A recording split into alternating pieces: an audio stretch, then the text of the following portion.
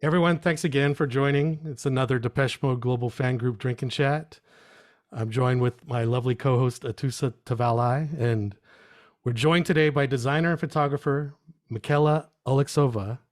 From 1994 to 2002, she was the editor of Bong, the official fan club magazine of Depeche Mode. Her new book, Dream, is a curated collection of images from this 9-year period. And the book features digitally reproduced photos that originally appeared in Bong, as well as others captured during tours, studio sessions, behind the scenes. And several were displayed as part of an award-winning exhibition in Prague in 1996, as well as others in the collector's edition of Ultra in 2007. So everyone, let's welcome Michaela. Hello. Hi, everyone. Lovely to see you all. Hi. Thanks so much for joining us. You're welcome. Thank you for having me. It's a pleasure. So as is tradition on these drinking chats, we have our guests come up with a drinking word. So whenever the word is said, everybody lists their drink and has a drink. So Michaela, what would you like to choose as today's drinking word? I've got my Prosecco here to celebrate the release of the book. I think we should stick with the word dream, if that's okay. Dream. Perfect. Dream. Oh yeah, okay, so we're starting already. Yes, we're starting off right away. So what again is the name of your new book? Sorry? What is the name of your new book? It's called Dream. I just had to do that. Warming up, Michaela. Oh dear, oh my goodness, that's gonna be quick. So for those of you, if you have not ordered the book yet, it's already out. It came out this week. We have like a special link that basically it'll tell us if you ordered it because of the Depeche Mode Global Drink and Chat. If you go to depecheglobal.com, there's a link to the book right there that you can order the book. And I've already had a shipping notification that mine's on its way, so I'm looking forward to getting that. And you should as well if you haven't ordered it yet. Yeah, we shipped all the pre-orders, which was a bit of a madness this week because it was hundreds and hundreds. Yeah, we shipped pretty much everything by the end of yesterday. Only some kind of multiple orders because there was obviously so much customization with the messages, you know, and the limited edition and everything. And some people were getting a bit of this, bit of that. So some are still shipping Monday morning, but they are all on the way. So hopefully you should get them really soon. Yeah. Can you show the covers and explain the differences between the two? Yeah, sure. So we've got the standard edition. So the difference is that obviously this is a black cover and the photos inside are pretty much the same. Only on the limited edition, the book is signed, all the copies are signed and numbered, and it's the limited edition of 1000. And also with the limited edition, you will get exclusive print with the book. So yeah, so that's Ooh, I didn't recall that. That's good. Yeah. So and obviously, you know, if you purchase any of the editions, whether it's the standard or limited, I'm donating 5% to the mental health charity Mine here in the UK. So yeah, doesn't matter which copy you get, but obviously the white is you know, selling really fast. So yeah, the black is a really nice cover too, which I didn't order that one because I obviously wanted the limited edition one, but that looks really beautiful. It's one of those things where you kind of almost want to get both. Like when Depeche Mode played the Hollywood Bowl for 4 nights here, they had these limited edition lithos, which you maybe can see barely part of it right there. That limited version was numbered out of 100, but it's like reddish. Let's see, my mic is kind of in the way. There, a little bit better. But the black version was the standard, and I ended up not keeping a black version. I bought some for other people, and I kind of regret that I don't have the black version. So I should have got both, and maybe that's what I need to do with the Dream book. Yes, it's not What's that? It's not too late, Rob.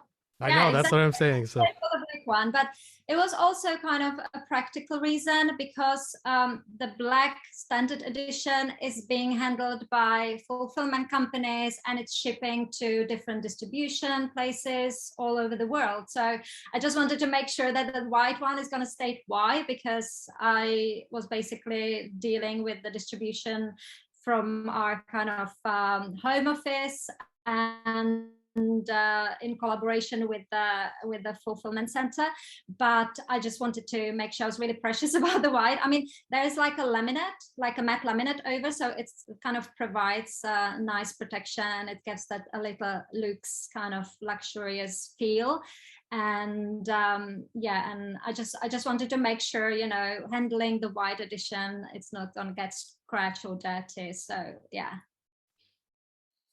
now, 30 years ago, your dream began, right? You went into the mute offices.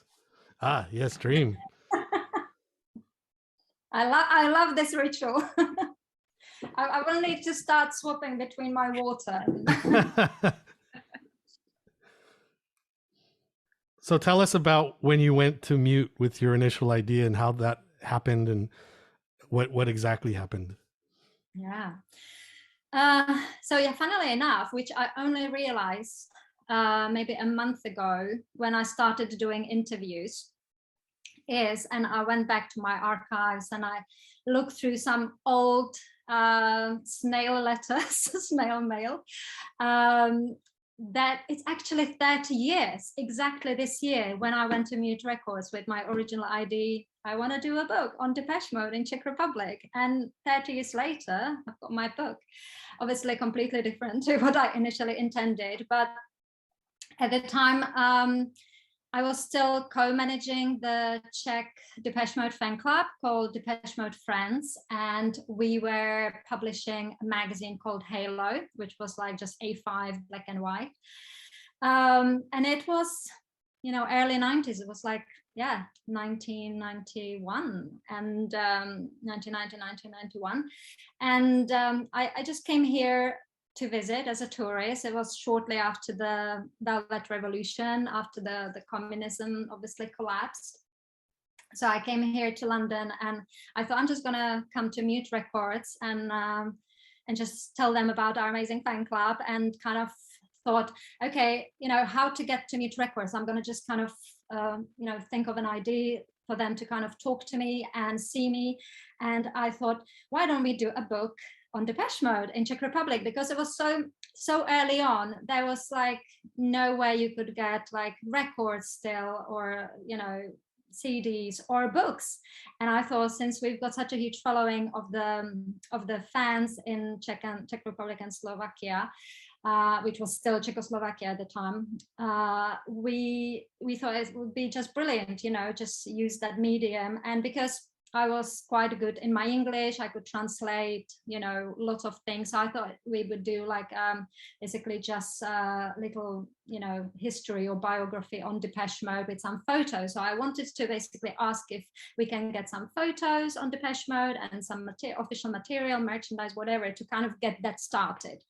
And obviously I was pretty young at the time, pretty naive, you know, had no idea how these things work. So I just showed up at Mute Records at Harrow Road at the time still, and just said, you know, I'm here from Czech Republic. I want to talk to you about our fan club. And no appointment, nothing. I just showed up basically. And this amazing guy, Fred de Jong, came to see me, and we chatted for probably half an hour, 40 minutes. I told him about the fan club, about the magazine, and because I think it was at the time when Mute Records were about to open Mute Czechoslovakia, the office in Czech Republic, and it was such a new market for them, you know, centered in Eastern Europe after the communism. So they were really keen and interested, finding out about the fans, you know, and the potential, blah, blah, blah. And he said, he's going to pass on the information to the Depeche Mode office.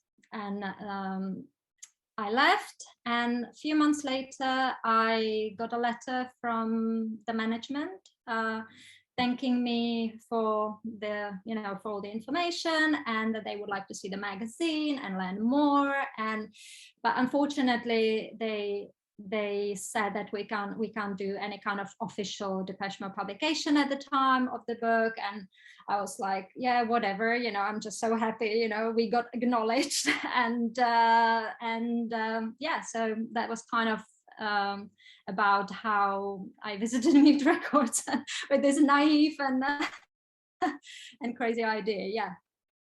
Can we go backwards in time a little bit and have you talk about how you actually got into Depeche Mode in the first place, which maybe got you to do all these things?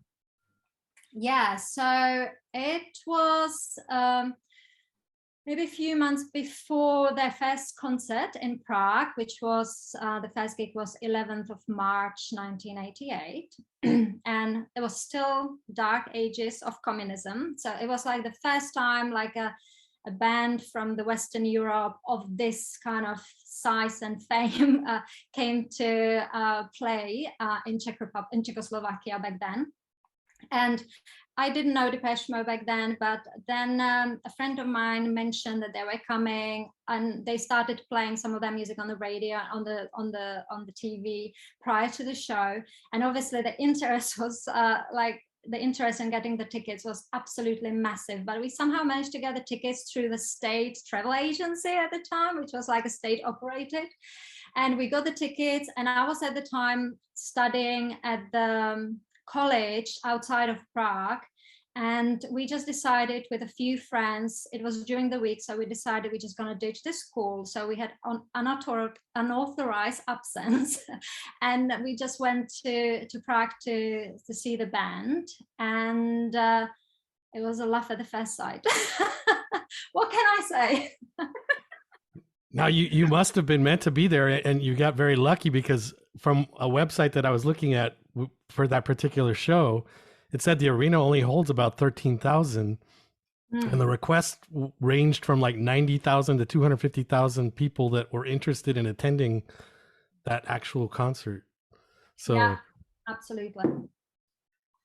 I'm going to share real quick just so people could see, because you mentioned this is the first time they ever played there before in your press materials, I think. So real quick, this is just kind of the concert poster and a ticket and some of the photos. So you could do a search for it if you want to actually check out a little bit more about this on your own. But yeah, it's pretty interesting. And that concert took place about exactly, I think, 3 months and 1 week before the Rose Bowl concert, 101. So you got to see it first. Yeah. And yeah, and after the show, you suddenly started seeing kind of Depeche Mode fans, suddenly like a group of fans hanging around and in parks with with a stereo, just playing the music, just wherever you could kind of hang around and play music and just kind of get together, chat, listen to the music. And it felt so exciting because it was still not allowed like any kind of big gatherings at the time during the communism, because then the Velvet Revolution was 1989, so the year after. But still throughout that 1988, it was still really prohibited to kind of hang around in a bigger groups of fans, especially dressed in black, and we obviously, it was like some kind of propaganda. And we were at so many occasions, we were stopped by police, checked our IDs, that we are not planning, something suspicious against the regime. And I was like, oh my goodness, we just want to listen to music, but it just got, it just was really exciting. I think that kind of added that special, you belong to something, that is not kind of allowed, but yeah, it was really exciting. How hard was it to get their albums and their music? Well, at the time, still pretty much impossible. I remember one of my classmates had copy of Black Celebration, and I remember he brought it. I have no idea where he got it, but maybe from you know, if you had some connections in Western Germany, you probably, you know, could get it kind of through the borders, but it was pretty tricky. And I remember he brought it to the class and showed me, and he really teased me with it because he knew I'm a massive fan already, and he was like, look what I've got. But he eventually sold me that copy, and it was so knackered, like it was like such a bad condition, but like, yeah, it was gray vinyl. And then I remember kind of within the year, it was quite easy actually to get the vinyl in Budapest in Hungary, because it was somehow more, you know, relaxed or flexible. So I remember when I went to Budapest on a few occasions, like a tourist, you could get either cassette or vinyl. Yeah. So I think I got my Music for the Masses was probably one that I bought myself in Hungary, apart from this Black Celebration knackered copy. All right, I'm bringing on Yuri because he's got a question. Hello, Yuri from Antwerp. Hello, hello. Concerning the albums, Where to Get It, I remember there are Polish editions of the singles and Black Celebration. Yes, and also you can find a lot of that in the books of Dennis Burmeister, who did the Monument book, and he also wrote a part about Depeche Mode playing Berlin in 1988, Behind the Curtain. So there's a lot of information also there, how records were distributed or from smuggled from the west to the east. Let's put it that way. So just extra information. Yeah, absolutely. What would you say was your favorite album at the time, Michaela? Oh, me. So sorry. Yeah. What was your favorite album in that time period?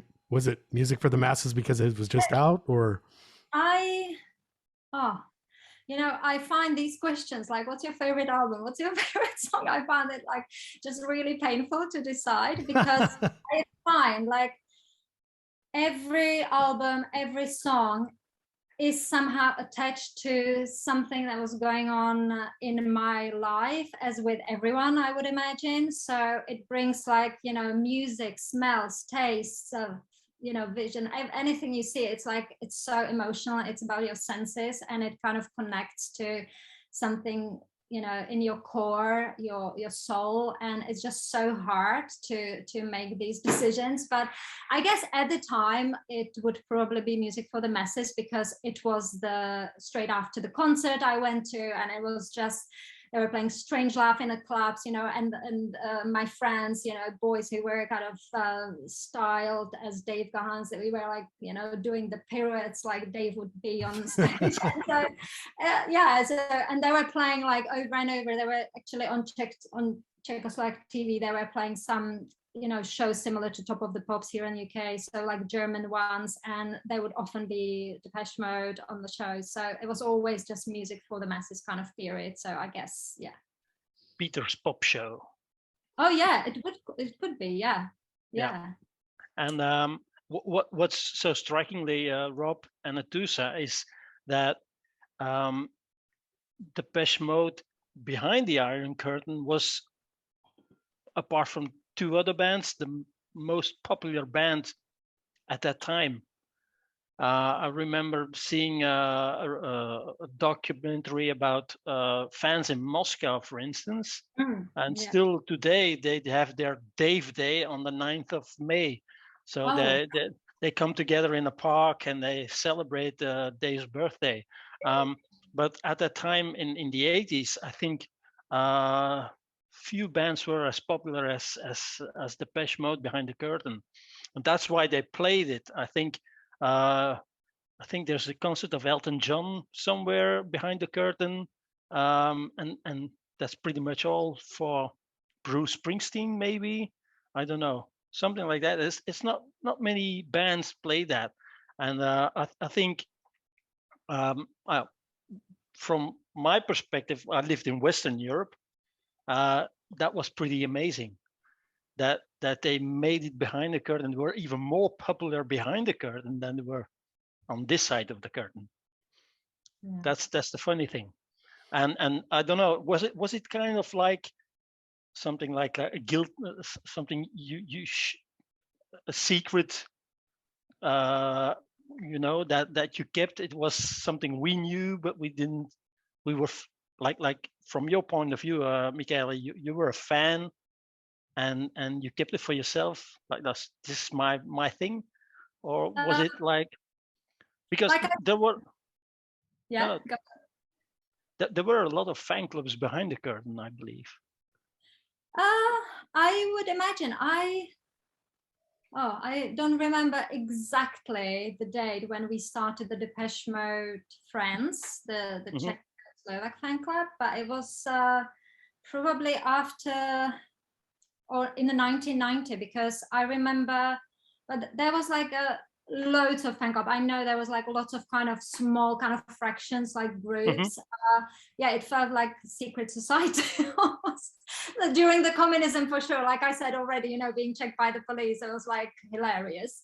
But I know there was, or you heard, because again, it was pre-internet, pre-social media, pre-mobile, so it wasn't like really finding out straight away what was happening when. But I know and remember there was like lots of kind of local fan clubs for each town, let's say. And so the idea with Depeche Mode Friends was, let's do something bigger, better, like national conventions, magazine, so to kind of organize thing. And I just love organizing and producing things and making things happen. So I think when I graduated in 1990, I moved to Prague, and I started hanging out with the fans over there, and just met the right people, and then we just decided to kind of go ahead and do something kind of organized from Prague for the country. Ironically, to your point, Yuri, I'm sure it would even seem more so in places like Eastern Europe, but even here in California. Was it the same in California? Well, that's what I was saying. Even here in California, we felt like we were part of like this underground movement, this whole alternative, it became later a term, alternative music, but at the time it wasn't. But here we're still filling up the Rose Bowl in 1988 with fans of Depeche Mode. So even though it was this massive thing here, it's still like you felt like you were part of something underground. Like it's not the mainstream radio. It's not what everyone's listening to, but that's amazing that even that. Yeah. It in Western Europe, it's completely different, because Depeche Mode was always considered to be mainstream. And especially here in Belgium, where they played in '85 on the Werchter Festival, they were seen as a mainstream poppy band.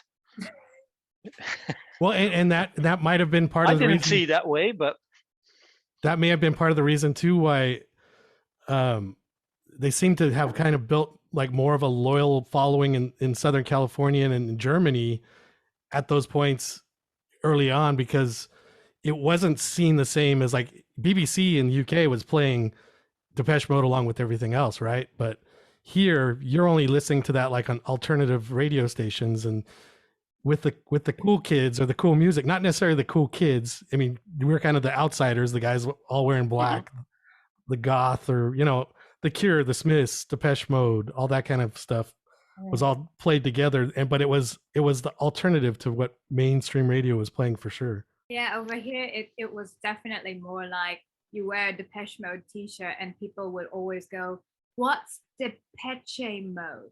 Like it would not be something you would But Depeche Mode. but then if you saw someone with that shirt, you're like, "Oh, hey," and you have an instant connection, Exactly. My wife went to the Werchter Festival in '85. I was too young at the time. And she was there. She said the first like half an hour, they were booed off the stage.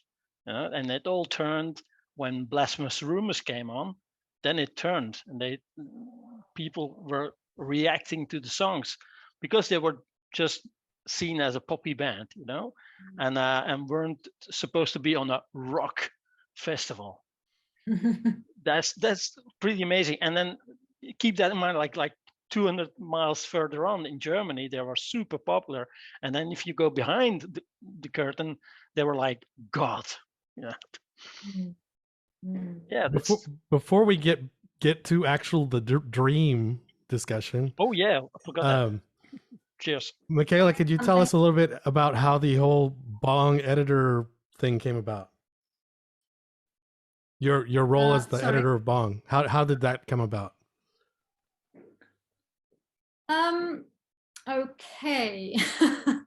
Like I warned you, my memory is just super bad. But so what happened? Like I finished after coming back from this trip in London, visiting Mute Records and getting the letter from the management, being interested in our magazine. And then I came back a few months later after this kind of few letter exchanges with the Depeche Mode office. I came to UK to work as an au pair at the time for 2 years, because at the time it was the only possibility to stay here for a long period of time, because it was again way before EU, obviously. And so I stayed here for 2 years, and when I arrived, I just got in touch with the Depeche office saying, I'm here, I've got the magazines, do you want to see them? And I got invited to come to Depeche Mode office in London and brought the magazines. I was still, while I was living here working as an au pair, I was still kind of co-managing like long distance the fan club and the magazine in Prague, because I was at the time I was actually when we were doing the Depeche Mode France and the Halo magazine, I was mostly responsible for the production of the magazine, because like I said, my kind of design skills and speaking English, because English wasn't again very popular at the time. We still had to learn Russian or maybe German, because we were Germany is our neighboring country.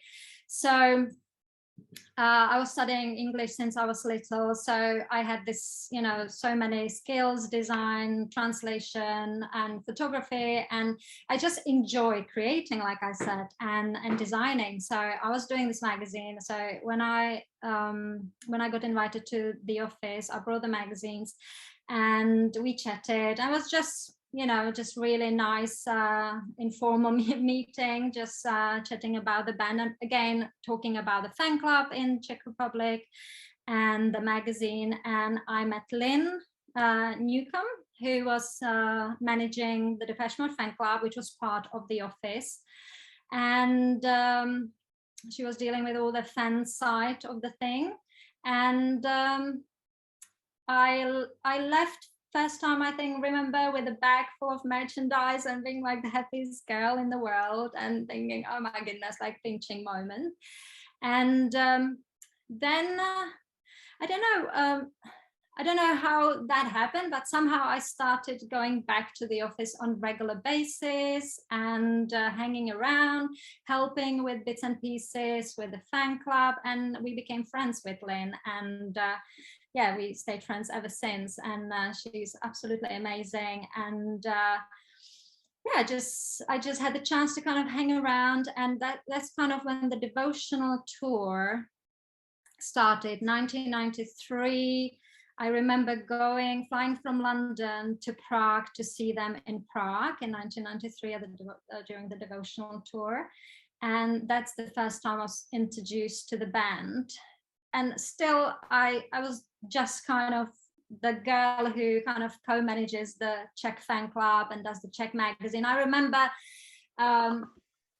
as part of the Czech fan club, Czech and Slovak fan club, we presented them with a massive cake, Depeche Mode Friends cake, with walking in my shoes kind of icing, the bird woman. And so that's the first time I was introduced to them, and it was still kind of nothing to do, with the band or whatsoever. And that was just a few months before I got asked to join the team and help with the magazine.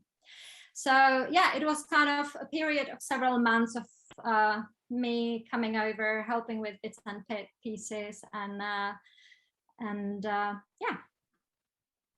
That's awesome. And it's funny, there's a few times in some of the things you've said where us as Depeche Mode fans, we hear these terms like, oh yeah, she said she's the happiest girl. She threw in flexible earlier, all these different song titles where you obviously it's, you know, they're just parts of vocabulary, but as Depeche Mode fans, we always kind of notice those little song title terms. It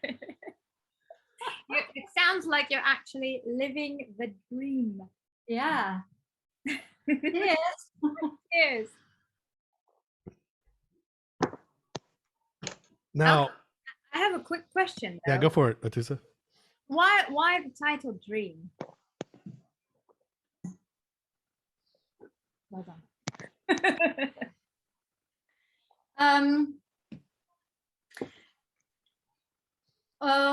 Why the title Dream? Because, well, we need to get this ready. Because there's going to be dream in every second word.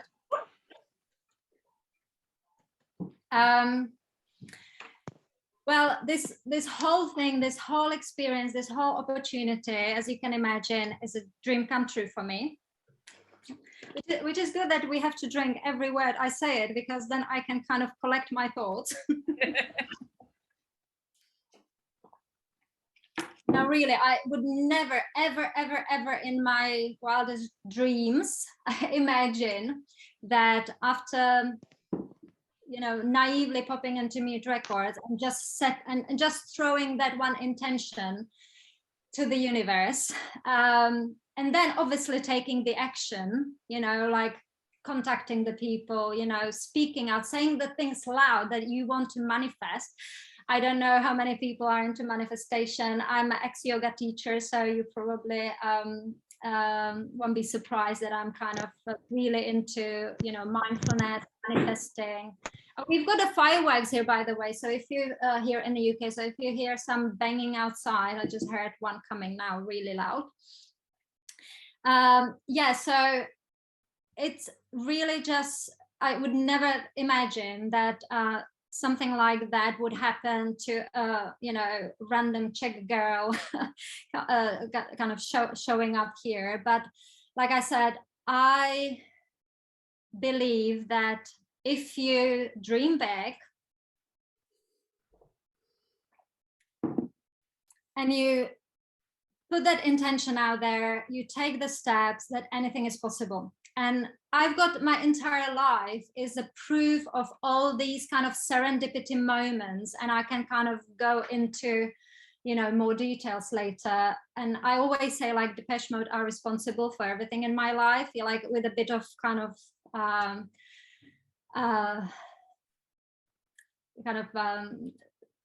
sense to it, you know. So I wanted to call this book Dream because it's not only that my dream came true, but I believe, you know, through this book that, you know, I'm doing it kind of not for myself, I'm doing it for all the people out there, and especially my daughter. And I dedicated this book to my daughter, who turned 11 last week. And you can see there's her name in the book. She's called Maya, and she's super creative as well. And I just want her to kind of, through this book and through what I've done in my life, you know, and what I managed to kind of achieve, and how important it is for me to just follow all her dreams, basically. And yeah, so I just want to inspire everyone that anything is possible if you dream big and you believe that it is possible. And to be honest, you know, like I mentioned manifestation, like all this thing, I was visualizing way before they happen. I was honestly, if you kind of feel, you need to feel these things. I know it's a kind of woo-woo thing, but I was visualizing way before, I was offered to work on Bong magazine or anything. I was visualizing, I am already doing it. I am with the band on the tour. It's happening. I am there. I was in the role already. I was thinking the thoughts. I was feeling the feelings, like being on tour backstage with them, production of this and that. And when it happened, it was like, yeah, I already visualized it. I made that happen already. I kind of attracted that reality. And that's the part of manifestation anyway, if anyone, is into manifestation. So yeah, you feel it and you kind of step into that kind of painted picture. Yeah. So that's why it's called Dream, and cheers to that. Cheers to that. And I'm with you on that manifestation thing. And also, happy birthday to your daughter, who also shares the same birthday as my daughter, which we found out. Happy birthday to your daughter then. Thank you.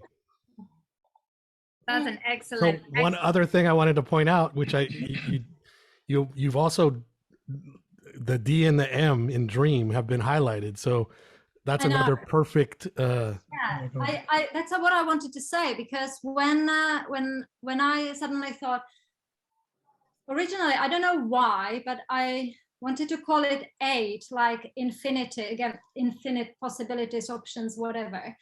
And then when I decided on the Dream, it just clicked, and I started playing with the graphics of the cover and the letters, and it just popped out at me on the screen. Like when I highlighted the DM, I was like, of course, it's like DM, Depeche Mode. And I was like, how silly, it's so obvious. Aww. Yeah. Gorgeous photos in there. I have to ask, did you have to take extra processes to get the photos like even more vibrant than what you were provided with before? Or yeah, it was it was a month of labor, sweat and tears.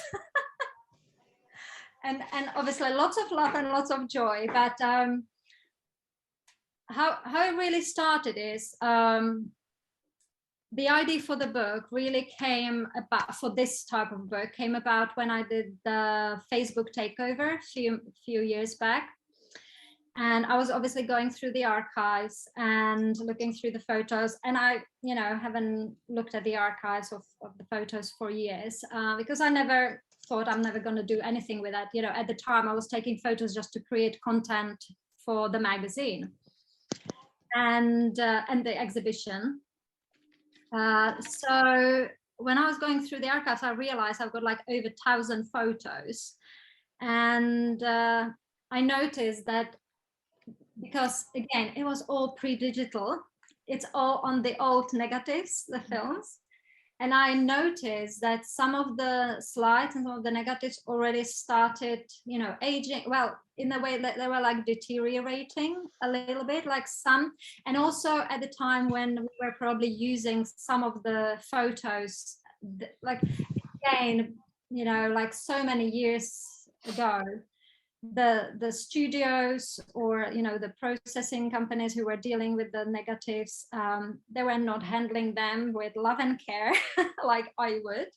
So I noticed there was so many scratches over some of the negatives and like little dots, and so I thought it's time to digitize the archive and bring it alive again in like a completely, give it like a new extended life. Because also when we were doing Bong, again, it was so long ago, there was no like digital technology and apps and Lightroom and Photoshop to such a quality that you can produce now. So it was pretty much developing the photos, scanning it for the magazine, and then even like the printing quality, although for the time it was really the best we could get and it was really still amazing.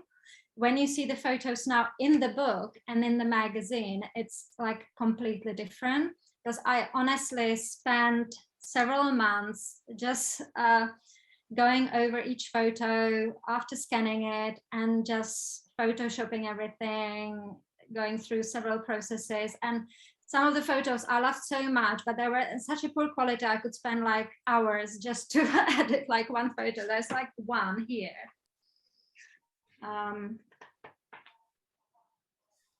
Which one is it? So this one, you probably haven't seen this one. This is one of my favorite photos here because it's such a rock pose, this rock pose. And this photo was actually used on the invitation for my photo exhibition in Prague, which was called Untitled.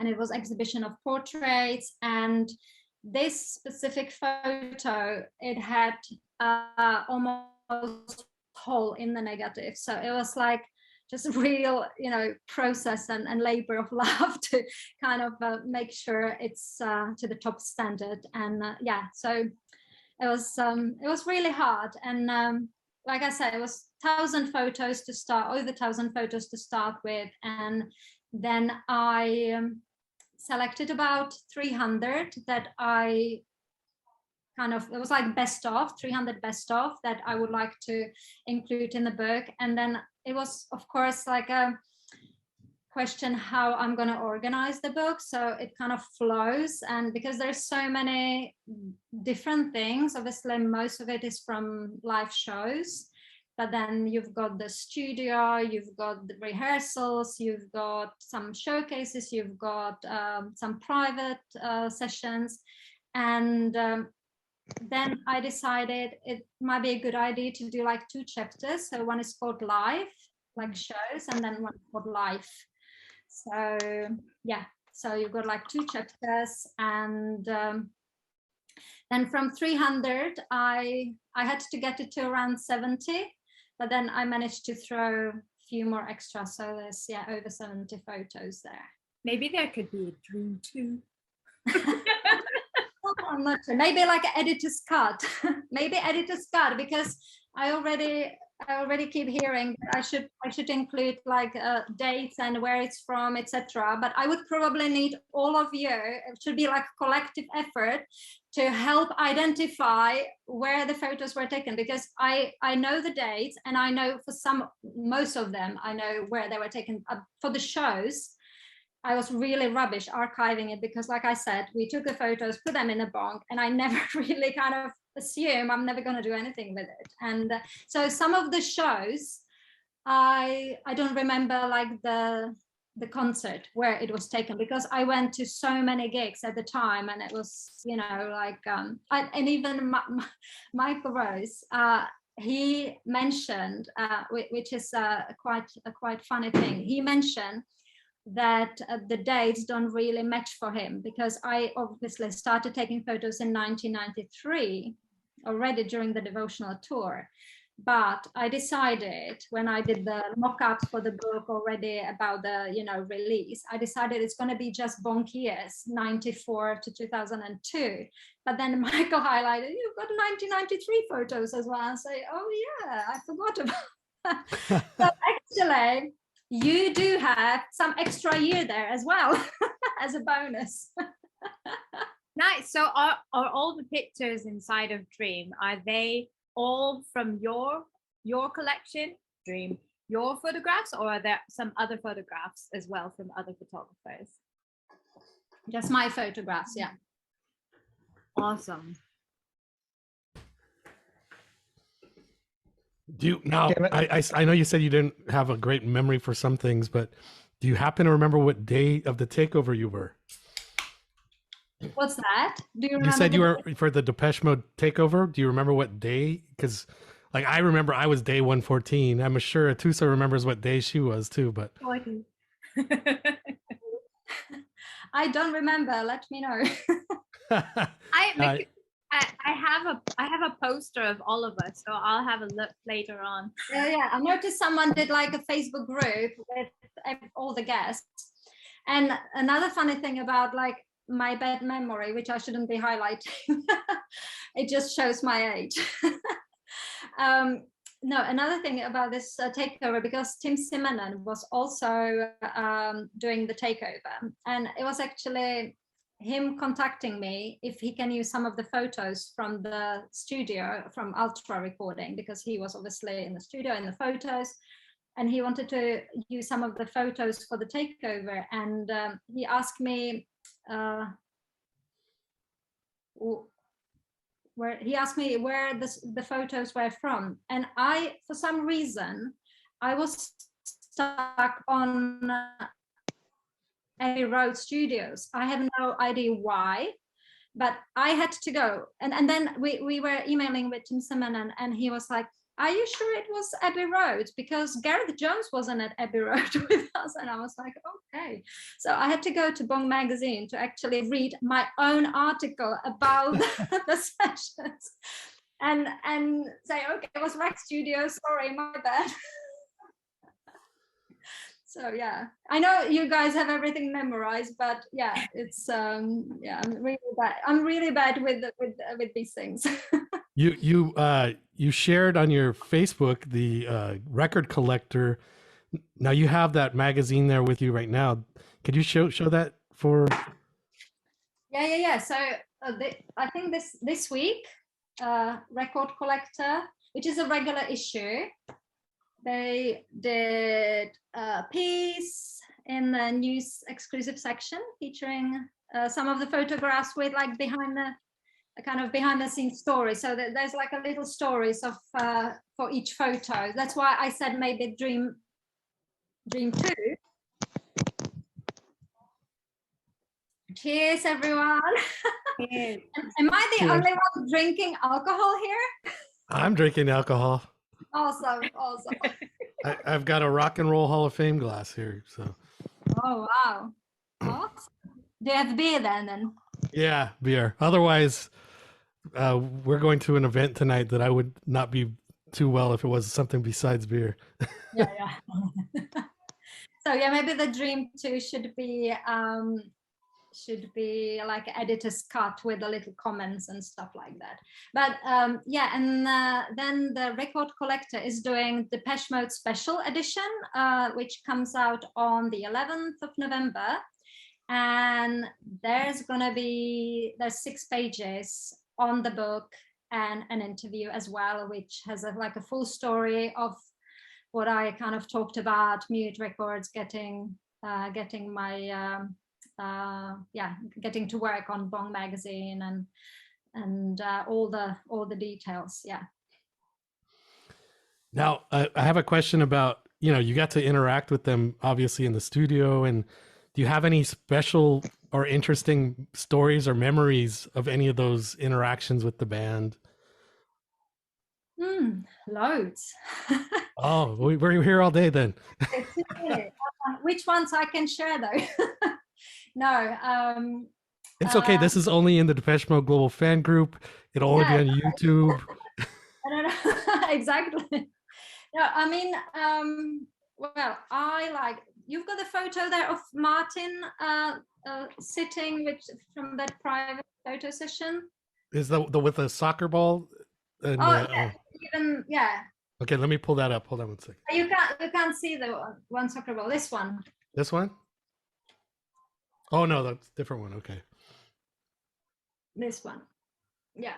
So and anyway, so these photos, like the whole kind of private photo session with Martin, it was a few months before the photo exhibition in Prague I did, and I just thought it'd be nice to have one of the Depeche Mode members featured, some portraits, and obviously I had lots of their live photos there already, but it'd be nice to have like a proper portrait. So I asked Daryl, who was Depeche Mode's assistant at the time, and he managed to get Martin to agree to a 2-hour photo session at his country house. So it just, for me, it was just so special because they were always so caring and so supportive of my work. And this was done kind of as a favor almost, you know, to have like a photo of Martin as part of the exhibition. Obviously, some of the photos were then featured in Bong magazine, but it was especially taken for this exhibition, which received an award as best music exhibition for the year after, which was really cool. And but on this photo, you will see, and in the book you will see a few other photos. So Martin is wearing these sunglasses, and can we see it again?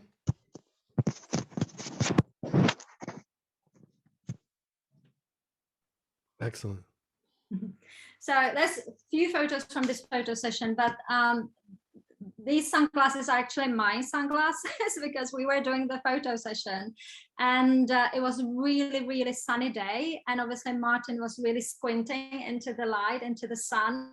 So we suggested, why don't we, you know, why doesn't he wear my sunglasses? So it kind of stops him kind of pulling faces into the sun. So yeah, these are my sunglasses, and there's one cool photo when you can see my reflection in the sunglasses on one of the photos. That's so cool. Do you That add is- these tidbits of information inside your book, like these are my sunglasses? No.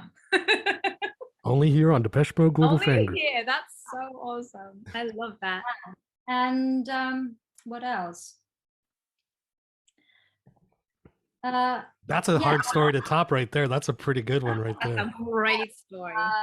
Yeah, another with Martin. I remember one year we were going to like a Christmas dinner where they attended, and like people, you know, from the office. And I remember Lynn and Martin, we were going in a cab to the venue, and they were both, because obviously I'm not English, it's not my first language, and they were like taking mickey of me how I'm pronouncing things, and they were trying to teach me like a proper Essex pronunciation and accent. So I remember they were trying to make me say words like kettle without pronouncing the T, kettle, you know, like kettle, and Martin, you know, and stuff like that. And they were like laughing when I was repeating. I was like, I'm saying the same thing, you know.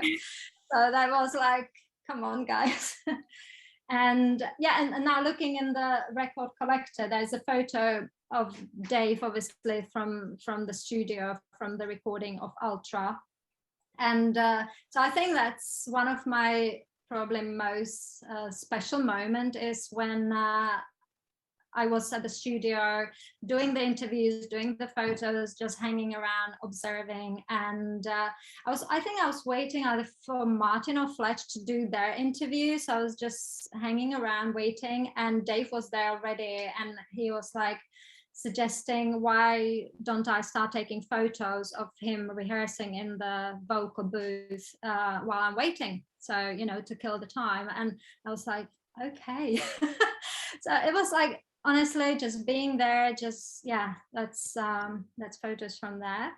So just being in the studio, just Dave on his mic and me taking photos, it was just another kind of pinch me moment. And I remember being really kind of aware and nervous, kind of pressing my camera because it was making noise. And although I knew it wasn't live recording, that he was just rehearsing, he was so in his zone, and I felt like I'm gonna disturb him, you know, like clicking my camera. But yeah, so that's super special moment for sure. So while he was rehearsing, just to paint the picture a little more, do you hear any of the background audio, or are you just hearing Dave's vocals by themselves isolated? Just the vocals, yeah. Wow, Yeah. that's pretty special to sit there and get to hear the vocals like that. We had a question earlier from DM Fan Club Portugal. Do you still have a question? Yes, I still have. Hello. Hello. Are you Hi. Hello, Michaela. Hi. How are you? I'm from Portugal, the sunny west hand of Europe, and I'm pitching in because Michaela and Lynn sent us back in 1995 a Bong letter in response to a letter we sent you with our #1 fanzine. We were inspired by all the fan clubs back then and by Bong. Correct me if I'm wrong, but this one is the first Bong with which features a picture or a photo by you. Oh, I don't remember which. Well, it says, I can read it here. So Yeah, it says just cover photograph by Michaela. yeah. So I'm based on that. I don't remember which magazine was my which was the first magazine where we started featuring my photos. The thing was that we needed so many photos. I mean, like when I started designing and creating content, we realized straight away we need so much content, because we can't just if we were just using the official PR photos from each records, we wouldn't have enough, obviously, for the magazine. So that was kind of, I knew straight away that we need to kind of look for content elsewhere. And obviously I was into photography, I love photography, so I thought I'd take any opportunity or come up with ideas when we can create that content that we can kind of live, because especially when there was like no tour or no recording, we just had to produce content to kind of cover that period as well, as for the Bong to keep bringing some new stuff. Yeah, there was that period when Holland left, that 2-year period that was very hard. I have a question. Yeah. I know you were bumping around with the guys in the studio and backstage probably. I met the band backstage in Lisbon, in a concert in Lisbon a few years ago. Fletch is my fave. What's your favorite band member? Backstage. Yeah. That's weird one. I actually, someone asked me the same question recently in an interview, and like, who's my favorite band member? And I said that it's impossible to answer. It's like asking me who is your favorite child, right? Yeah, I'm joking. I love Fletch, but of course. Yeah. You know what? It was like a different periods. Like they were always super involved. But because Dave was living in LA already most of the time, it was mostly kind of Fletch and Martin who were around and who were kind of being in touch, and I've seen them most often. I don't know, probably Martin is just really sweet, but it's hard, it's impossible. Yeah, I believe so. Yeah. Well, thank you. Oh, thank you for your work. We have a vault here at the Depeche Mode Fan Club of Portugal with the vinyl. All the bongs are here stored. Your book will be here. We ordered one copy of the special edition. Thank you. Well, thank you. Thank you so for much. Your work. Thank you. I appreciate it. Keep moving. Excellent. They're very cool. Anybody else that has a question, feel free to let us know. And otherwise, we're going to keep asking questions ourselves while we have the opportunity. I was wondering, we can even turn it around, and because this is my dream come true, the book, yeah. I was wondering if anyone else, any of you guys, can share your dream come true, whether Depeche Mode related or not Depeche related. I'd be really curious.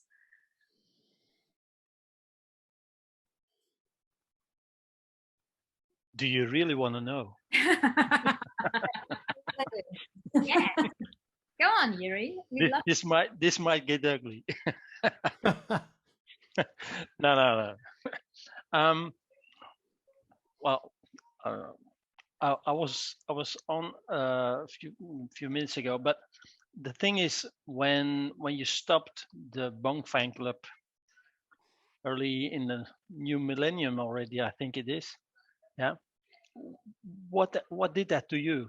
Was it like, okay, it's finished, it's over, move on Thank to God. something else, or thank God I've had it all, or was it with regret or whatever?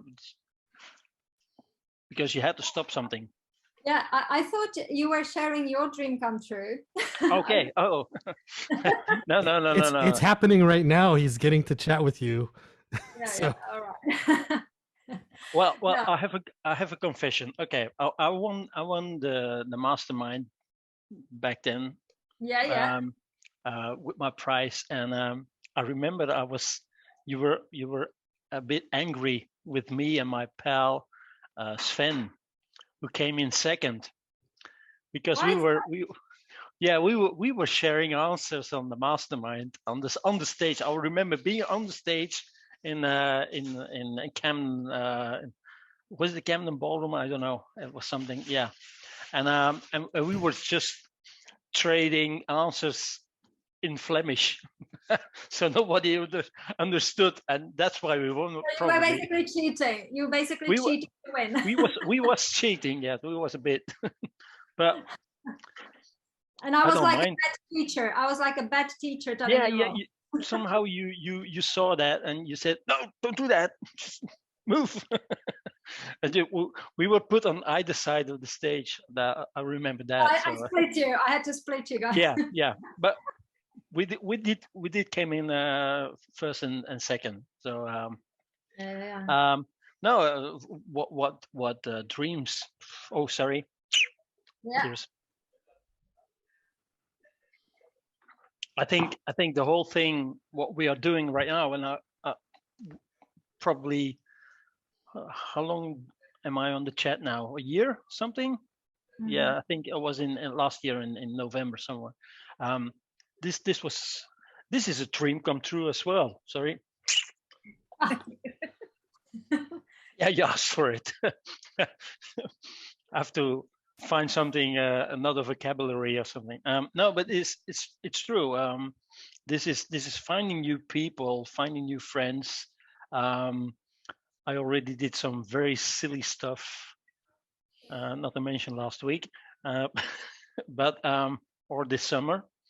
But this is fun. I really love this. And you know, Michaela, the thing with the chat is that we get to meet people from. I think at one point we were with 5 continents on one chat. That's pretty amazing, and that's because Rob took initiative to do these things. So that's really cool. And even though I'm in my 50s now, I think that's cool. And I really love this, meeting other people. Also, we had really that's also very nice is having people on the chat that are related in somehow to the band. Mm. And some people are just watching. I see there Steve and Guylaine. Is she from France? Someone Excuse me, says, that- I like the way it's like a family in the chat. Yeah, it's a family. I'm from Yeah. Canada. Oh, Canada. Oh, okay. Yes. That's French Canadian. Yes. French Canadian. Oh, bonsoir. No. Bonsoir.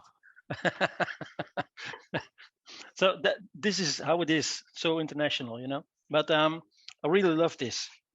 And you know, my dream. Oh, sorry. Ah, Well, there's one thing. I think it was in 2018. I went to Moscow. wow. I was a Russian guy I met here in Antwerp on a concert on Dave's birthday. It was the 9th of May, 2017. And he stood next to me. We started chatting because there were a bunch of Hungarian girls behind us, all dressed up to the nines, screaming in our ears, and we were fed up. And I was talking to the guy, and at the end of the concert, we just changed our data and telephone numbers and that stuff. And later on in the week, he invited me to go to dinner. So we had dinner, with my wife, his wife together. And then next summer, he sent me a message. He said, "When are you coming to Moscow?" I was like, "I don't know." So he says, "I suggest 25th of February 2018." And immediately I was like, "Oh no, that's the last date of the winter leg. He's inviting me to see Depeche Mode in Moscow." So he helped me with that. Hotels, tickets, all that. We went to Moscow. It was freezing cold. I don't know in Fahrenheit, but it was -10 Celsius daytime and -20 at night. And there was like half a meter of snow, which was really cold. And we went to see the Depeche Mode in Olympiski. You know that maybe it's a very big venue. I think it has something to do with the Olympic Games of 1980 or something. And then just normal thing, you go to the gig and you go back to the hotel. Next day I'll go to the airport and my wife is struggling to buy sweets in a shop. When shop is located next to gate 10, and all of a sudden I'm just with my two small suitcases and I turn around and I recognize the silhouette of Dave's Miner. And I was like, no way. So I see just next to him and there's Dave. And I was yelling at my wife like, look at my suitcase. You know, you don't want to yell because you don't want to scream. But she was like, what is the matter? What are you doing? And I was like, just mind the suitcases and put it that way. And then she saw Dave as well. She was like, oh yeah, right. And then I went up to Dave and the miner said, no, we're not going to do this. And he turned around. He was the nicest guy, really. He said, just had a little chat, 1 minute. I don't think it lasted longer. That made my day. Actually, I'd still have goosebumps now. That was brilliant. That was brilliant. And the whole way back in the plane, when we flew back to Brussels, my wife and I, we were sitting next to us, sharing the sweets we bought, and we were going like looking at each other like we saw him. Yes. So that was pretty cool. That was really cool. And that was a dream come true because I said to my wife, I dreamt this 1,000 times. Yeah. What if I meet him? And then it happened. Yeah. But I had to go to Moscow, freezing my butt off. You know? But it was meant to be. Yeah. And you know, the funny thing is, and I hope it doesn't come true. I hope that they will tour again. But the funny thing is that my wife said, suppose this is the last concert you went to. Like that will be like the perfect ending for you going to live concerts of Depeche Mode. I hope it doesn't turn out that way, but in a way, yes. So that was my dream. Now my glass is empty. I have someone else, please. Nice, Yuri. Thanks for sharing your story, Yuri. You're welcome. It's okay. I'd love to call out Julia and Gatis. Hi, Julia and Gatis. Oh, hi, guys. Hi, Atosa. The people from Letland. Yes, I just wanted to bring them on because they recently got married and we're very excited. Oh. Congratulations. Yeah. Hi. I left my ring in another room, so I can't show it to you. But congratulations, you guys. Congratulations. Thank you. Congrats. A dream come true. Absolutely. So did you guys met through Depeche? Oh yeah. Of course. Many thousand times. Tell us the story. Julia just a couple times, huh? On the last tour. No, I mean, did you mean because of Depeche Mode? Did we meet? We. Yeah. It was because of the band, yeah. Yeah, it happened through the Facebook. Because at that time, like 3 years ago, Gatis was in Canada. No, I was actually in California. Okay. They met at DepecheModeDating.com. Yeah. I was on my California DM tour, San Diego. Then I skipped LA. Then I went to San Jose. Yeah, and then Seattle. That's Washington, and then Vancouver. 4 dates. I was on a guest list, so because I know Martin, and he always puts me on a guest list. Nice. Yeah. Yeah.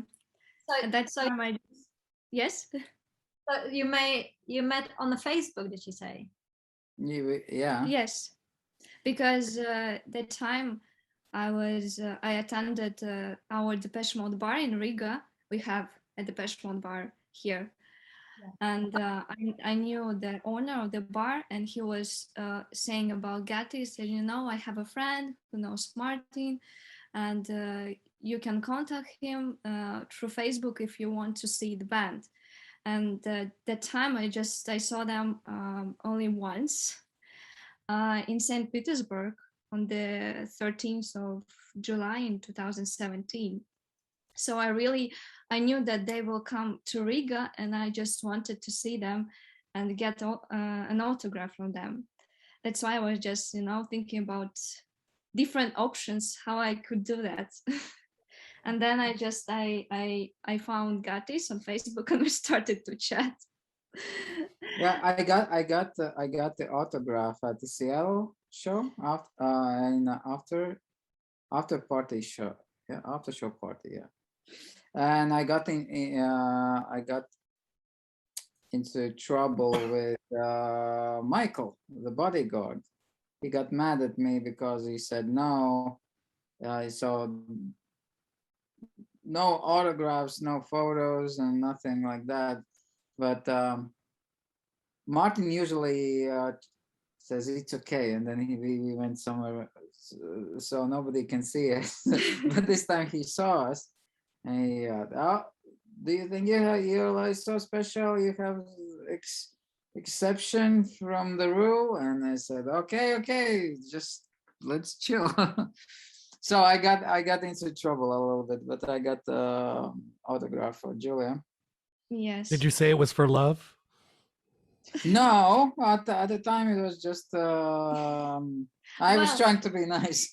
But at the time you knew that we were together. Yeah, we were kind of hooking up. Yes. So the key to her heart was a Martin Gore autograph? I'm sorry? I'm just kidding. I said the key to her heart. We actually got the autograph in it says for Julia. It's on the back of the ticket from Seattle show. Yes. Excellent. Yeah. Very cool. The other interesting thing is that Martin and I have the birthday on the same date. This is like, I don't know, it's like a destiny. Oh, okay, that's your dream come true. Yes. We went to the Berlin show. Yeah. Yeah, we went to the Berlin show in actually it was the last, not what Yuri said. Maybe that was European, but the very last show was in Berlin. Yes. Waldbühne. Yeah, so we went to that show where Martin had his birthday. On one of the days. Yes, on the 23rd. And not the very last one, but the one before. Yes. Yeah, the one before. There's a question in the chat for you, Gatis. How do you know Martin? It's a long story. It's a long story. Okay, we'll have to have a drinking chat with Julia and Gatis for one of these days where we'll spotlight his Martin story. And it's also like Yuri said, do you really want to hear it? It can get ugly. Oh, no, we like to hear stuff like that. It's whether you actually want to share it publicly or... I don't want that story to, Martin would be embarrassed. So all this. That was a very, very, very crazy night, to be honest. There was a very hard partying going on. I would not describe what was going on during that party, but we were partying for 24 hours in his hotel room with girls and stuff and beer and everything. Yeah. And Yeah, I got thrown out from Whoa. Kessler after 24 hours. Yeah, Martin Oh, said, wow. let's go to. Can you? Let's fly to Vilnius. There was a concert in Riga in 2001. He said, let's fly with us. Yeah, I said, okay. So we passed out on the bed, all drunk. And then Kessler just opened the door and threw me out. Said, fuck you. Something. He said, fuck off. No, he said, fuck off. Sorry about that language. But I was causing trouble. They thought I was the one, the trigger, but I was not. Martin just picked me out of the crowd, said, let's go. So it was just a destiny, a fate. Wow. How I met him, and since then I've seen him on each tour. So it was during the Excited tour, this crazy party. Yeah, 2001. So it's been 20 years already. Like we 20th anniversary since we met, and yeah. We just kind of wanted to bring you on to say congratulations on your recent marriage, and it's good to see you on. We haven't seen you in a while because you've probably been off honeymooning and enjoying your new wedded bliss. Life, yeah. We went to Cyprus. We had a great time there, so we enjoyed a lot. Congratulations, you guys. Bring them on in 9 months, Rob. Bring them on in 9 months. Oh yeah. We'll be celebrating baby Martin. Baby Martin. Baby Kessler. Oh, that's a nasty one. No thanks. No thanks. Cheers. We're gonna bring on Lauren now. I think he has a question. So let's see if Hi, Lauren. Long time. Let's see. Hi, Tusa. Hi, Rob. Hi. Hey, Michaela. See you, Lauren. Hi, Lauren. So, Michaela, I have a couple of questions. Number one, did you have a passion for photography prior to starting the Halo fan club, or did it develop after you started the fan club and then joined Mute Records? Yeah. So I was taking photos since I was about 10 years old, because both my dad and my stepdad were into photography.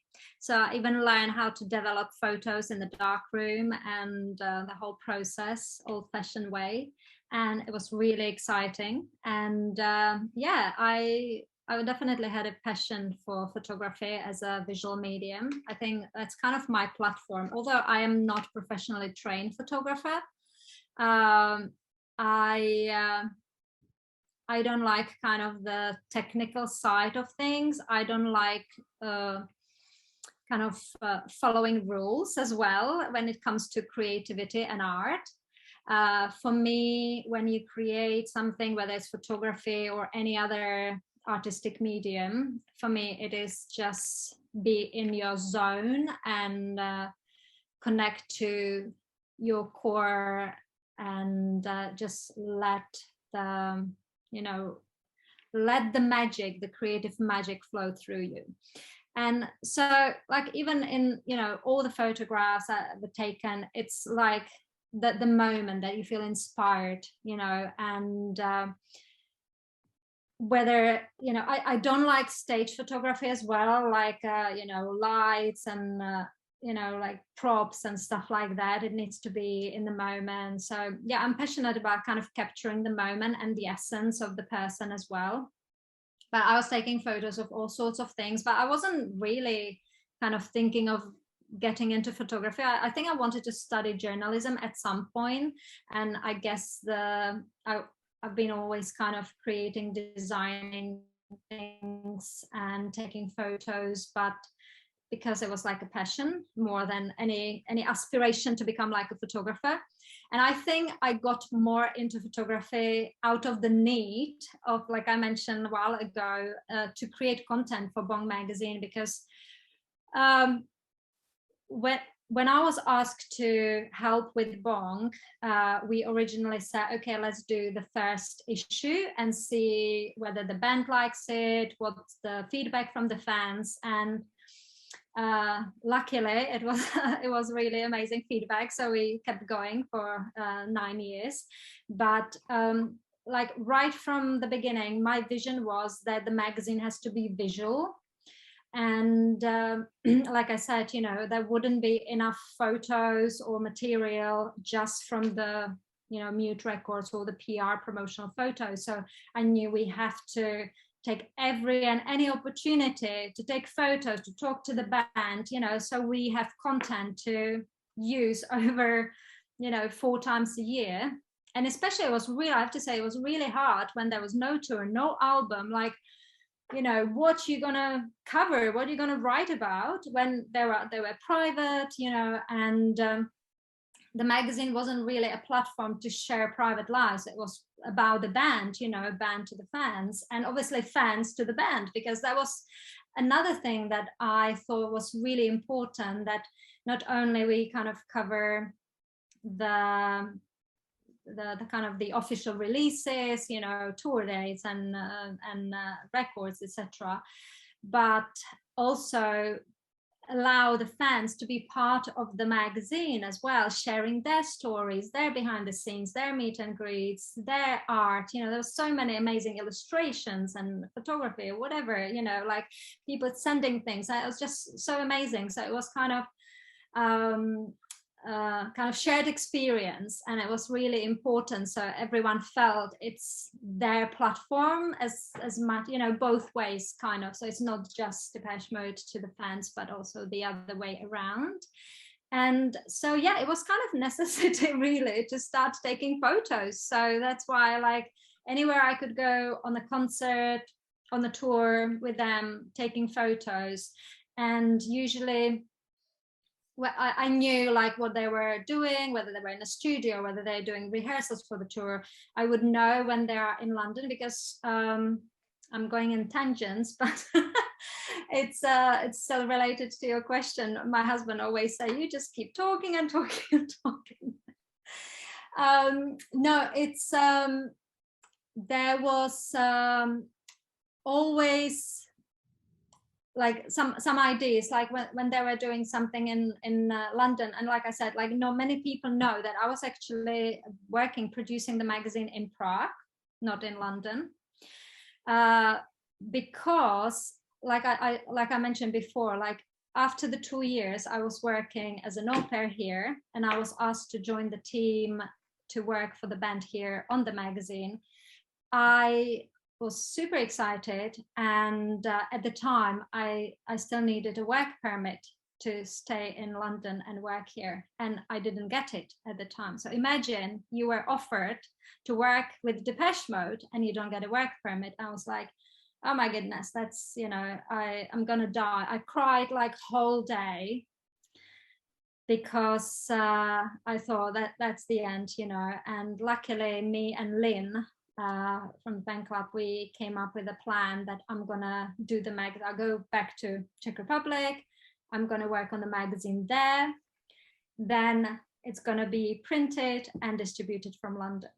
So, but every opportunity, I would come to London several times a year. Every opportunity there was like a studio rehearsal, whatever, I would come to London. So I would come up with ideas, and then it was always just a question to approve it, which was almost never a problem. I don't remember, we never ran into any issues with any ideas I suggested, and it was just working around the band's calendar and schedule. And so yeah, I would just get into photography just to create the content for the magazine. But the tricky thing was the live shows, because I've never done live photography before at the shows, and that can be really tricky, especially it was like pre-digital cameras. So like nowadays, when you have obviously a camera, you can see straight away what photos you get, and you know, do the settings. Everything was manual.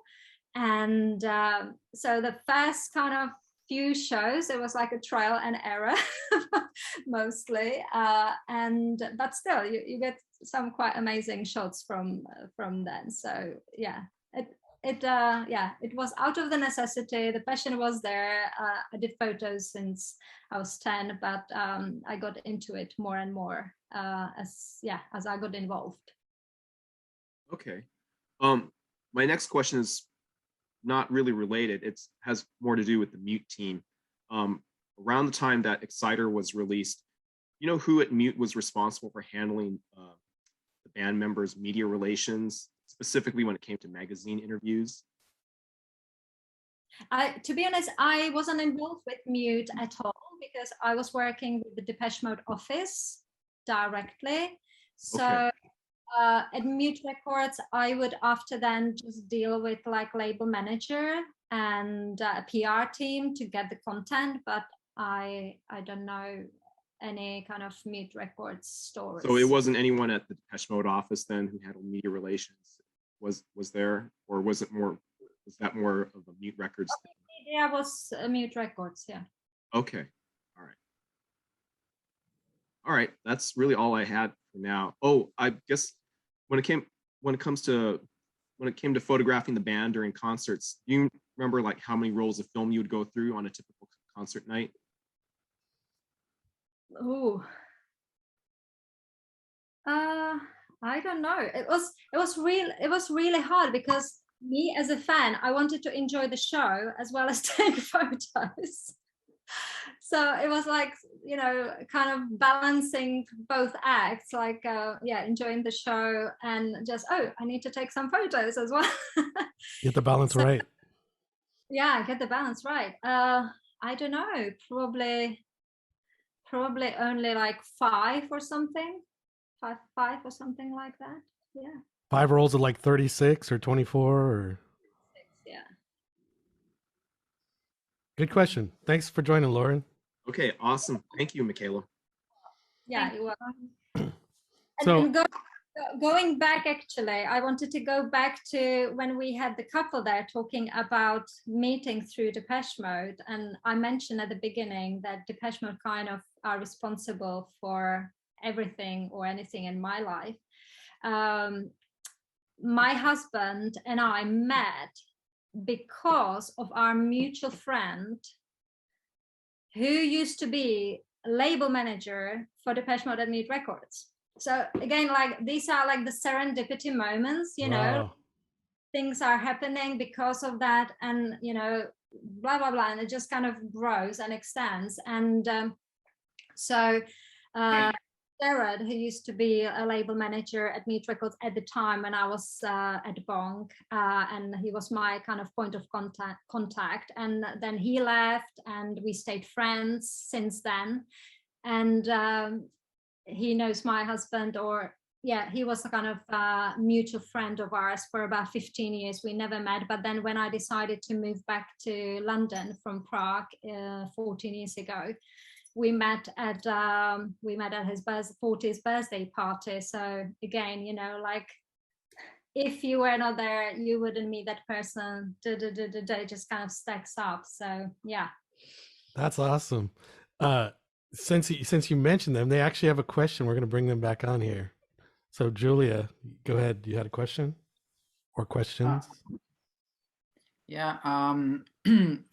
Michaela, yes.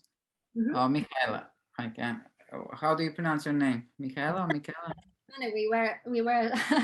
We were discussing that with Rob at the beginning. And Czech version is Michaela, like her, but not people can't pronounce her. So they call me Michaela here. Okay. So I remember your name in the Bong. I remember. So I wanted to ask, when did you start working with Bong? Was it from the first issue or from no? Yeah, so I think it was around a 17th or 18th, because that's when I got my first issue. It was 17th or 18th. I can't remember, but it was during devotional times. I remember your first pictures.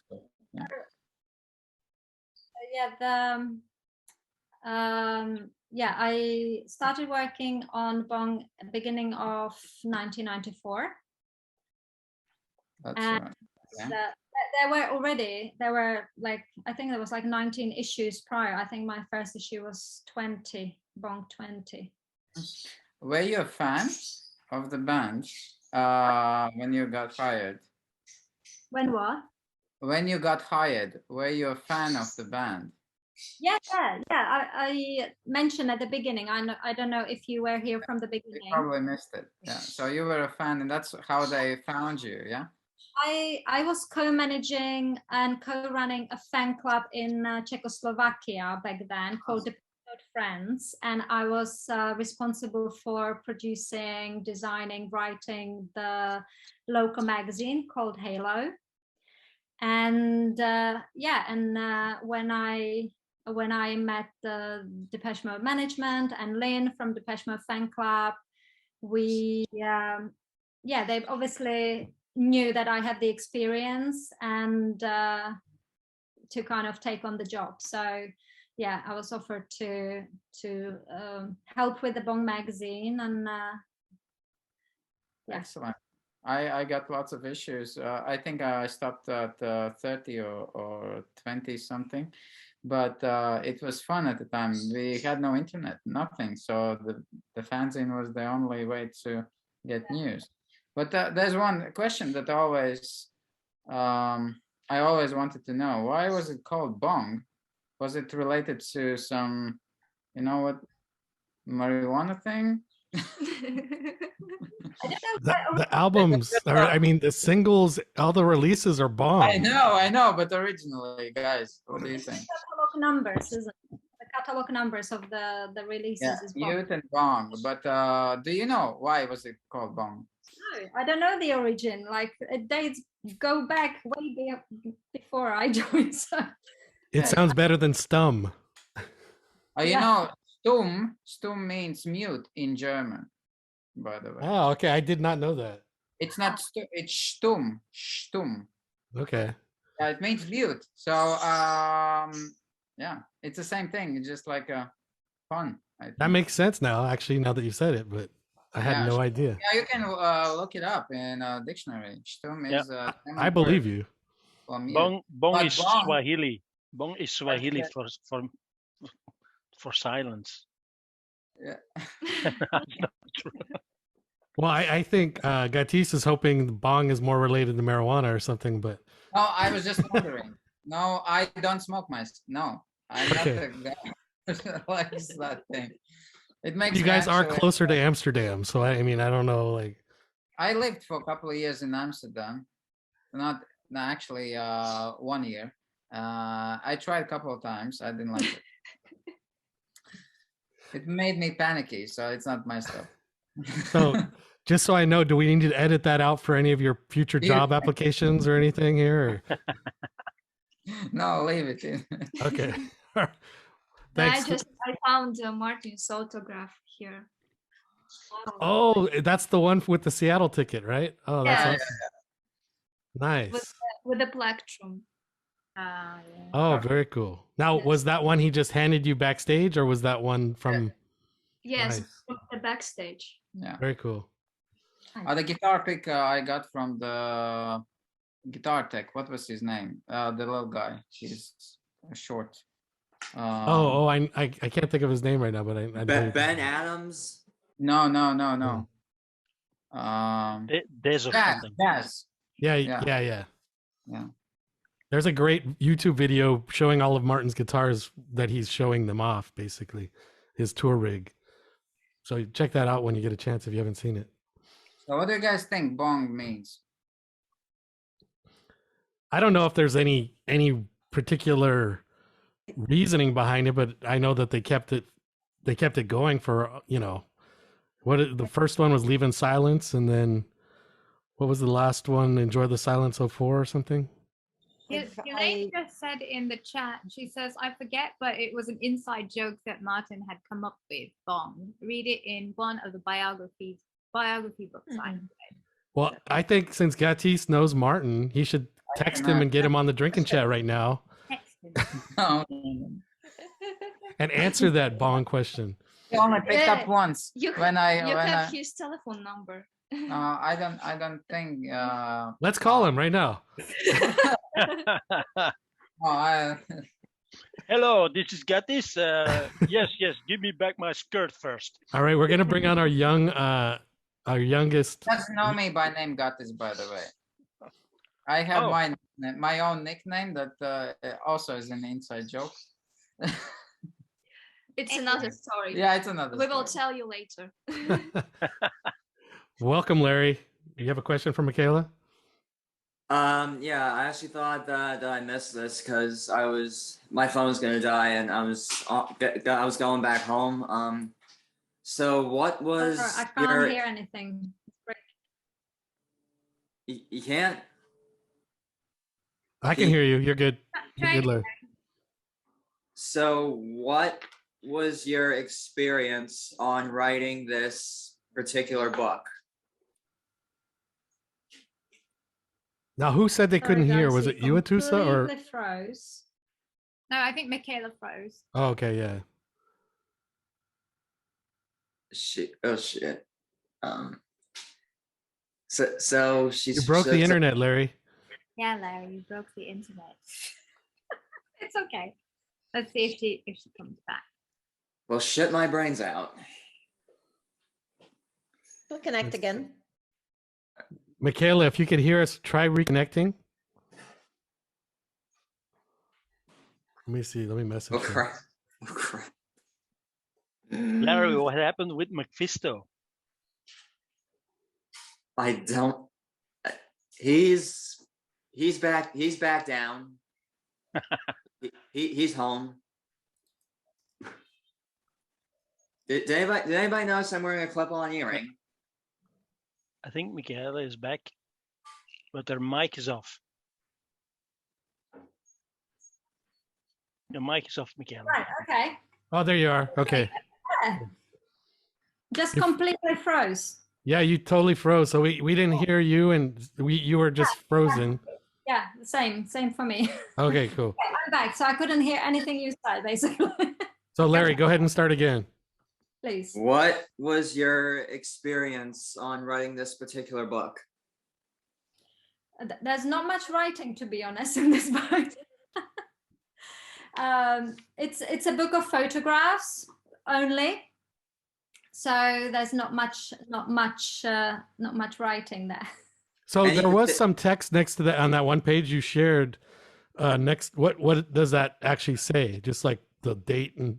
You have to get the book to read it. Any particular favorite Dave Gone photo in there? I think. Oh, well, I already showed you the one at the beginning. This one is one of my favorite because I think it. I don't know. It's just so different, isn't it? Like, it's so personal with every photo. It either touches you or it doesn't. And for me, the photos are just about emotions and energy. Like, anytime I take a photo, like I said, I'm not into technicalities, into any rules or anything. I just need to know, like even like when I selected the photos, it was so hard to decide, like, is this good enough? Isn't it good enough? And then I just went with my intuition, like your gut feeling, like it speaks to you, it does something, it makes you feel something. And so I love this photo because it's such a strong rock pose, and you can see Dave at his kind of power. And it's really empowering photo, and it was used for the invitation for my exhibition, so I love that one. Then I obviously love the photos, like I mentioned, from the studio when he was rehearsing. And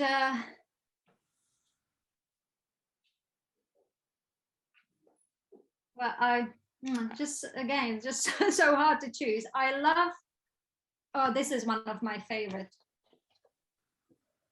Oh, that's gorgeous.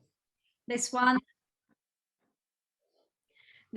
because it's during the devotional tour, and he was like singing on the stage on his knees, kneeling down, and he looks straight into my camera, and you can see that connection straight looking into his eyes, as if, you know, they say like your eyes are the windows to your soul. So when you look at that photo into his eyes, he looks So straight Dave flirted with you. What was he wearing his jacket still with or the no? lens. He flirted with the lens, not me. Was he still wearing his jacket in that picture or no? He's got his shirt on. Okay, because yeah, when I look at that picture, I kind of imagine him singing the part in Rush where it's slow, where it's like, I've come up to meet you. I've been so like, and now that you said he was on his knees, that would totally seem like it could be that point of this. No idea. No But idea. I don't know. That's just my first thought when I see that picture. I think of that song Rush. He didn't. He didn't strip in front of you, did he? No. Actually, during that time, he kind of did strip during the shows, but in front of thousands of people. Yeah. Yeah. So kind of. But yeah. So this is one of my favorite photo when he looks straight into the lens, and then I love the one. I don't know. Do you have Rob? Do you have that photo from the stage there? I love this picture that it's not necessarily the same tour, but this is from one of the pictures in the book that I think that's a pretty cool shot. But do you have the double spread when I'm from the stage, taken from the stage? There's this. Let's see. Is this the one you're talking about? Yeah. So I love this one as well because it was like one of the rare occasions when I was taking photos on the stage, and it's just so amazing to see, you know, like during, you know, the numbers when the audience does all the waving hands, like never let me down again or whatever, and you just see, even like when you are in the crowd and you look behind and you see like the audience, like one mass of people, like one connection. So just seeing that from their perspective, I think for me it was like completely new experience. So I really love this photo. So this photo for me is not about the band, it's more about the fans. Was that taken during Personal Jesus or Never Let Me Down Again? No idea. Because to me that looks like Personal Jesus, because like the audience has their arms are in this position to me. Good observation, Larry, because those are two songs where people go like that. So Reach Out and Touch Base Could be, yeah. Good one, Larry. How many times did you actually get to take photos from the stage? Maybe just a few times. I would probably watch the show more often from the side of the stage than take photos. Like I said, you know, like I wasn't taking photos all the time because obviously as a fan, I wanted to enjoy the show lots of times. And so, yeah, often it would be me having a camera and watching the show and thinking, oh, I should take some photos. So, yeah. How many times has Dave left you speechless? Left me speechless. Yeah. No idea. Here's that one photo that you were sharing earlier, just Oh yeah, clearer, but great shot. Great shot. Really nice photo. I don't think many people can leave me speechless. As you can see, I'm happy to talk for hours. I thought we'd be done by now, but I can't believe like 2 hours rolled by so quickly. The only thing that left you speechless was the internet freezing up. Yeah, true. Yeah. True. That was so annoying. Now, let's see. There's a couple more pictures I want to share from your media kit here. Hold on one second. So this is a great picture of Andy. We gotta give a little love to Andy, I think.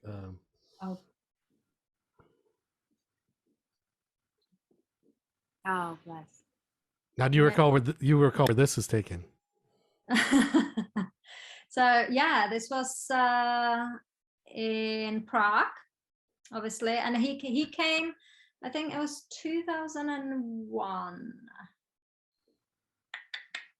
Yeah, he was just coming to Prague with a friend for a city break, and he basically just got in touch saying that he's around and let's hang out. And he asked me to do a city tour for them. So yeah, we spent like 3 days together, just touring Prague, and it was because it was his private visit as a kind of tourist.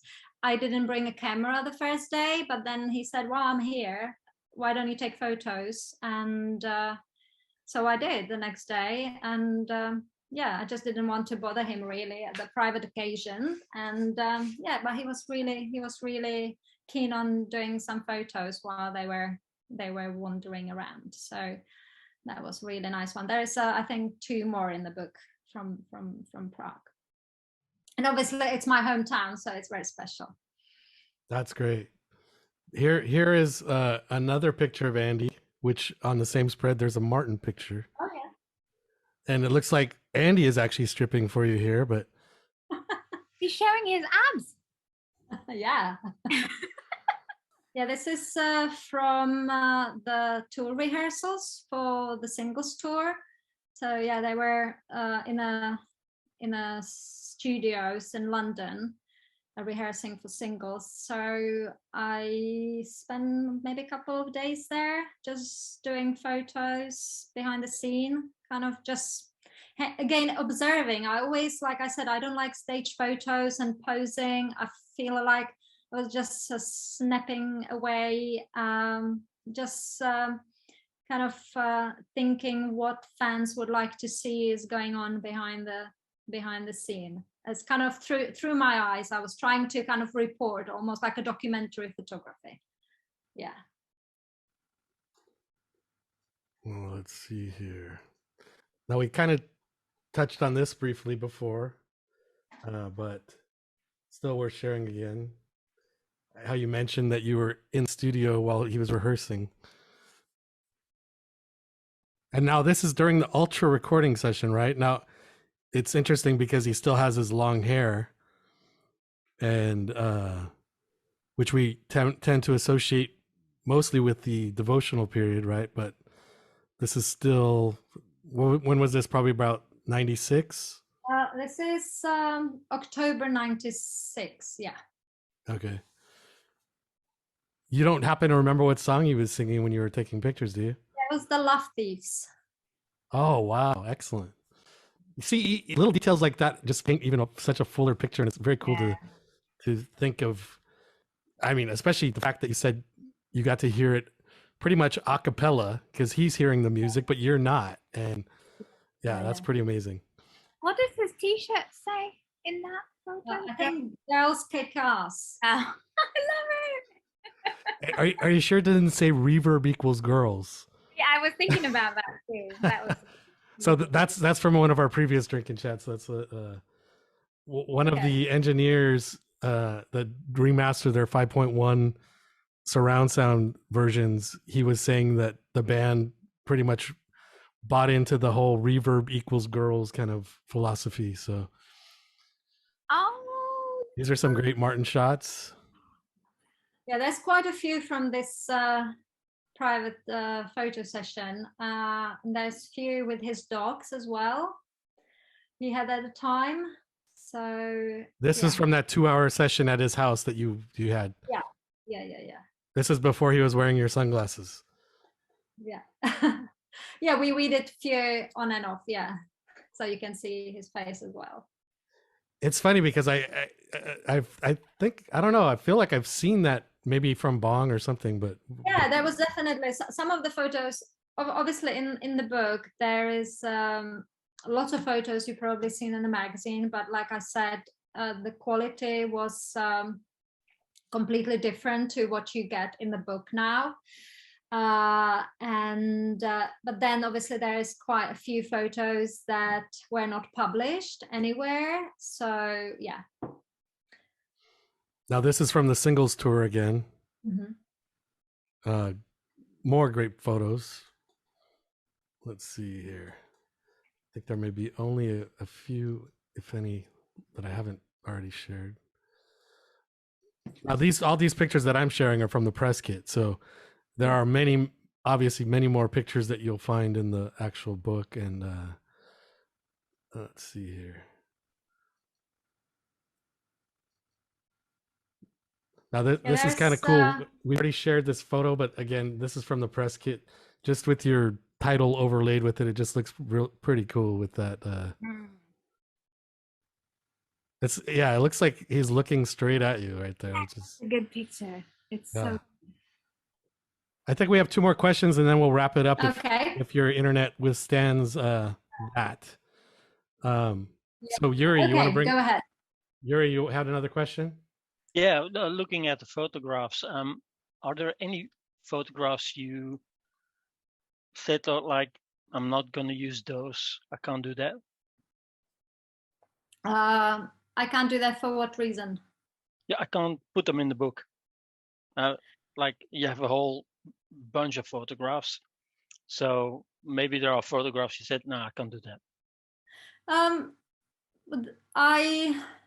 Not that I can't do that, but more that they just didn't meet my perfectionist level, because I'm a queen of perfectionism. And if it wasn't, good enough for either the quality reason or because it just didn't touch me or didn't make me feel anything, then I wouldn't put them there. But obviously, like I said, I originally wanted to just put like 70 photos in there.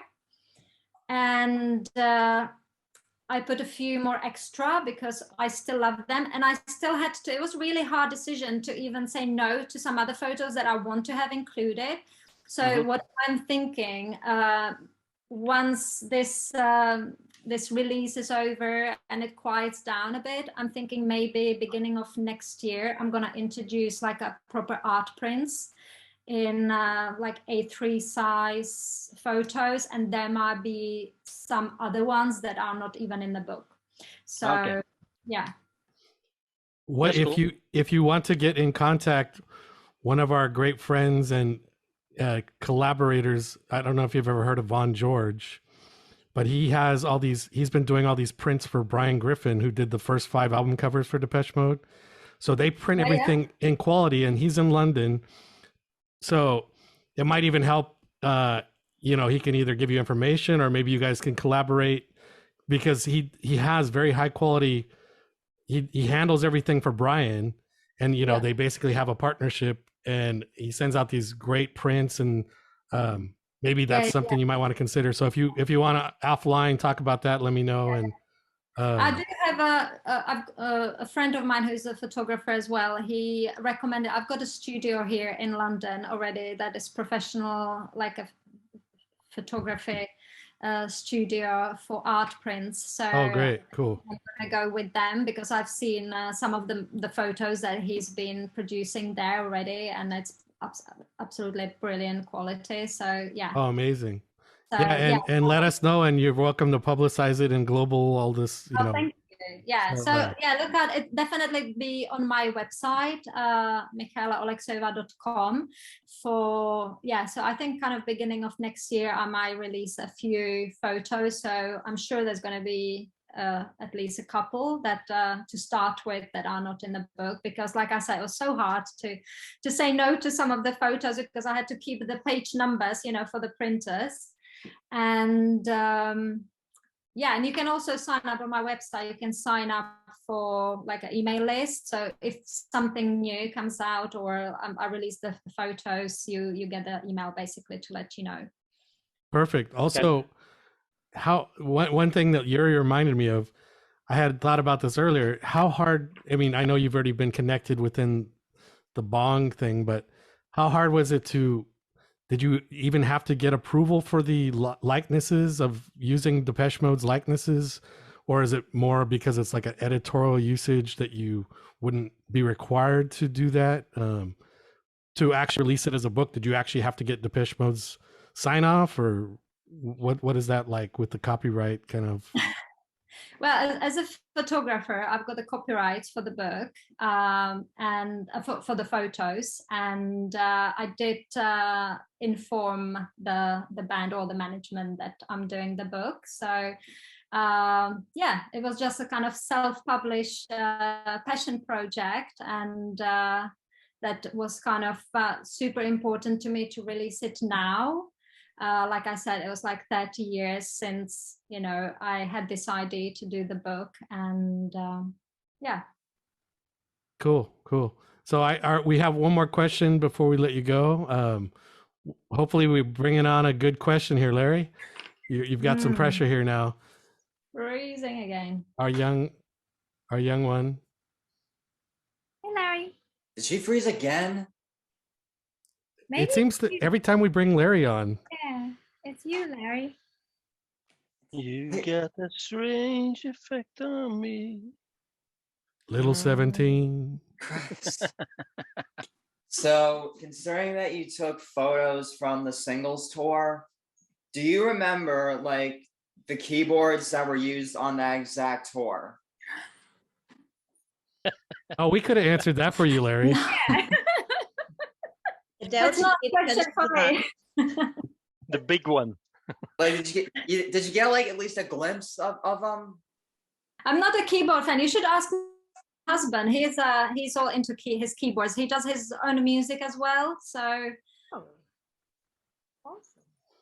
All right. Thanks for that, Larry. I if I would have known that was the question, I would have asked it I would have answered you myself while she was frozen. But Well, that's the one. That's the one tour I can't find. I can't figure out the equipment.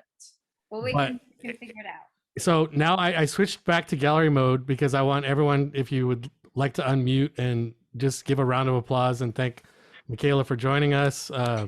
We really appreciate it and look forward to your book. And if you haven't ordered the book, be sure to order it. It looks like it's amazing. I know shipping costs can be kind of pricey all over the world, depending on where you're at, but it's a lot cheaper than that DMAC book was. So, and it looks Yes, pretty it is. amazing. So looking forward to receiving it.